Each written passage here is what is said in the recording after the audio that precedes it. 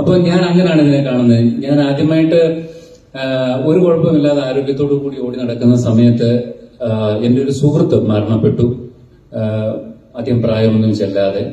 അപ്പൊ എനിക്കൊരു ഭയം തട്ടി, ചുമ്മാ ഒന്ന് ടെസ്റ്റ് ചെയ്യണമെന്ന്. അങ്ങനെ ബാപ്റ്റിസ്റ്റ് ഹോസ്പിറ്റലിൽ പോയിട്ട് ഫുൾ ബോഡി ചെക്കപ്പ് ചെയ്യുന്ന സമയത്താണ് ഞാനെല്ലാം ഓക്കെ, എനിക്കൊരു പ്രശ്നമില്ല. അപ്പൊ എല്ലാം ഓക്കെ എന്ന് കേട്ടപ്പോ എനിക്ക് ഇവിടെ ഒരു ചെറിയൊരു മുഴ പോലെ ഉണ്ടായിരുന്നു. അപ്പൊ ഞാൻ പറഞ്ഞു, ഇങ്ങനെ ഒരു തടിപ്പ് പോലെ ഉണ്ട് ഡോക്ടർ, അതെന്താണെന്ന് നോക്കിയാൽ.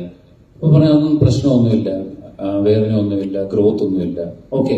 അപ്പൊ ഞാൻ പറയുന്ന പിന്നെ അത് റിമൂവ് ചെയ്യാൻ കുറെ നാളായിട്ടിരിക്കുന്നു, ഒന്ന് റിമൂവ് ചെയ്തേക്കാന്ന് പറഞ്ഞു. അങ്ങനെ റിമൂവ് ചെയ്യുന്ന സമയത്ത് ഡോക്ടറിനോട് ചോദിച്ചു, നിങ്ങൾ ഇത്രയും ഹെൽത്ത് കോൺഷ്യസ് ആയതുകൊണ്ട് ചോദിക്കുക, വേണമെന്നുണ്ടെങ്കിൽ നമുക്ക് ഇത് ചുമ്മാ ഒന്ന് ബയോപ്സി ഒന്ന് ചെയ്തേക്കാം, അതുകൂടെ അറിഞ്ഞു കഴിഞ്ഞാൽ ക്ലിയർ ആണ്. ഞാൻ പറയുന്നത് ഓക്കെ, ചെയ്തേക്കാം. പക്ഷെ റിസൾട്ട് വാങ്ങിക്കാനൊന്നും ഞാൻ പോയില്ല, കാരണം എനിക്ക് ഉറപ്പായിരുന്നു എനിക്ക് ക്യാൻസർ ഒന്നും വരത്തില്ല. നമ്മളിവിടെ ഇരിക്കുന്ന നല്ലൊരു ശതമാനം ആളുകൾ ചിന്തിക്കുന്നത് ഇതൊന്നും നമുക്ക് വരാത്ത അസുഖങ്ങളാണെന്നാണ്. വെറുതെയാണ്. ഈ വർഷങ്ങൾ, ഞാൻ 4th സ്റ്റേജിലാണ് ഞാൻ അറിയുന്നത് ഞാനൊരു ക്യാൻസർ പേഷ്യന്റ് ആണെന്നുള്ള കാര്യം.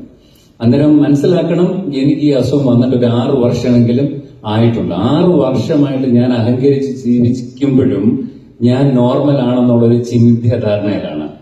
ഓക്കെ, അതറിഞ്ഞ് പിന്നെ അവിടുന്ന് ഹോസ്പിറ്റലിൽ തന്നെ വിളിച്ചു, നിങ്ങളുടെ റിസൾട്ട് റെഡിയാണ്, വന്ന് കളക്ട് ചെയ്യാനായിട്ട്. അത് പോയി ഞാൻ വാങ്ങുന്ന സമയത്ത് മൊത്തത്തിൽ തകർന്നു പോയി. നമ്മൾ സൂയിസൈഡ് ചെയ്താൽ കൊള്ളാമെന്നൊക്കെ ആഗ്രഹിച്ചു. അതിന് രസം എന്താണെന്ന് ചോദിച്ചു കഴിഞ്ഞാൽ, ഇതിനു മുമ്പ് ഇൻഡസ് വിവയുടെ ബിസിനസിന് വേണ്ടിയിട്ട് എന്നെ ഇൻവൈറ്റ് ചെയ്യാനായിട്ട് പലരും എന്നെ സമീപിച്ചിരുന്നു. അന്ന് ഞാൻ ചെവിക്കൊണ്ടില്ല, ഞാനത് തള്ളിക്കളഞ്ഞു. അന്ന് എനിക്ക് അതിന്റെ ആവശ്യമുണ്ടായിരുന്നില്ല. അതിനുശേഷം, ഇത് അറിഞ്ഞതിന് ശേഷം ഞാൻ ക്യാൻസർ പേഷ്യന്റ് ആണ്. പിന്നെ മണിപ്പാൽ ഹോസ്പിറ്റലിൽ പെറ്റ് സ്കാൻ ചെയ്യുന്ന സമയത്താണ് അറിയുന്നത് എനിക്ക് 7 ഇടത്ത് അത് സ്പ്രെഡ് ആയിട്ടുണ്ട്, 4th സ്റ്റേജ് ആണെന്ന് മനസ്സിലാകുന്നത്. പോളിക്കുലർ ലിംഫോമ എന്ന് പറയുന്ന ഒരു ടൈപ്പ് ക്യാൻസർ ആയിരുന്നു.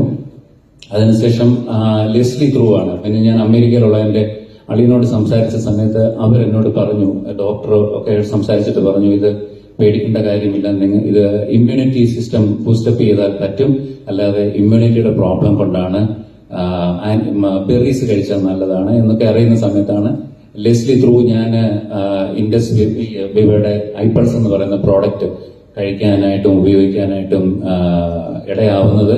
പക്ഷെ എനിക്ക് 12 കീമോയും 24 റേഡിയേഷനും വേണമെന്നാണ് ബാപ്റ്റിസ്റ്റ് ഹോസ്പിറ്റലിൽ നിന്ന് എന്നോട് ഡോക്ടർ ആവശ്യപ്പെട്ടത്.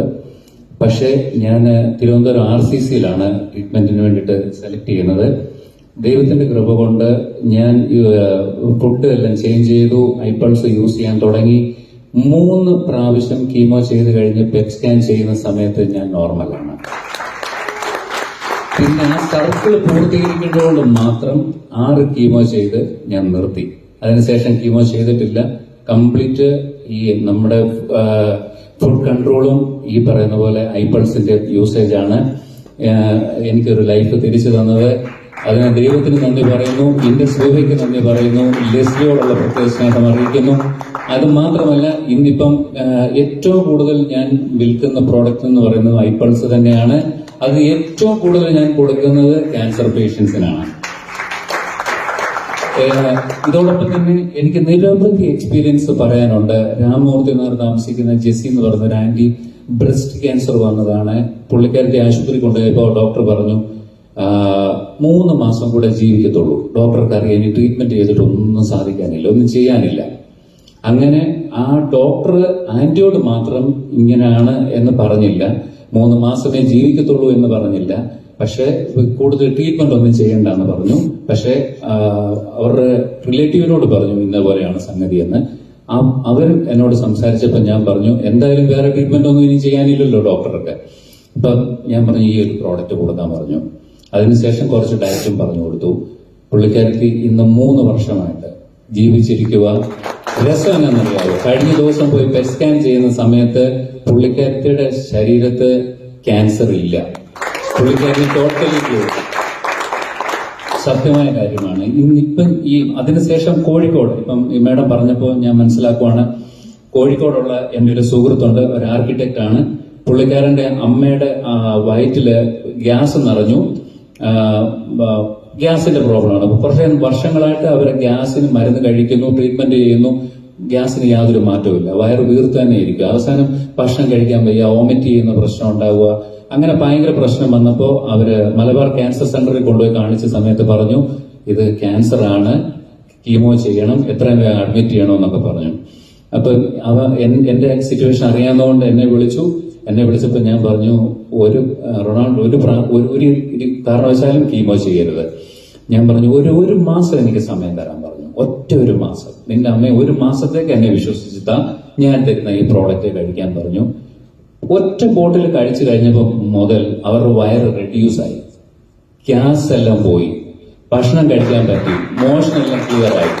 ഇന്ന് വരെ കീമോ ചെയ്തിട്ടില്ല, ഇന്ന് ഹെൽത്തി ആയിട്ടിരിക്കുന്നു. ആശുപത്രി കൊണ്ടുപോയി കഴിഞ്ഞ 2 മാസം മുമ്പ് ടെസ്റ്റ് ചെയ്തപ്പോൾ ഡോക്ടർ ചോദിച്ചു നിങ്ങൾ എന്ത് മെഡിസിനാ കൊടുത്തേ, ഒത്തിരി വ്യത്യാസമുണ്ടെന്ന്. പുള്ളി പറഞ്ഞു ഇപ്പൊ കൊടുക്കുന്ന തന്നെ. അപ്പാവൻ പറഞ്ഞു ഇതൊന്നും പറഞ്ഞില്ല, ഒരു ജ്യൂസ് കൊടുക്കുന്നുണ്ടെന്ന് പറഞ്ഞു. എന്നാൽ ആ ജ്യൂസ് തന്നെ കണ്ടിന്യൂ ചെയ്തോ ഒത്തിരി വ്യത്യാസമുണ്ടെന്ന് പറഞ്ഞു. ഐപൾസ് ബെസ്റ്റ് പ്രോഡക്റ്റ് ആണ്. എനിക്ക് അതുകൊണ്ട് ഞാൻ നന്ദി പറയുന്നത് ഐപൾസിനും ഇൻഡസ്ട്രിയിലേക്കും ലെസ്ലിക്കും ഈ ഒരു ഓപ്പർച്യൂണിറ്റി ഇങ്ങനൊരു മാർഗം കാണിച്ചെന്ന ദൈവത്തിന് നന്ദി പറഞ്ഞുകൊണ്ട്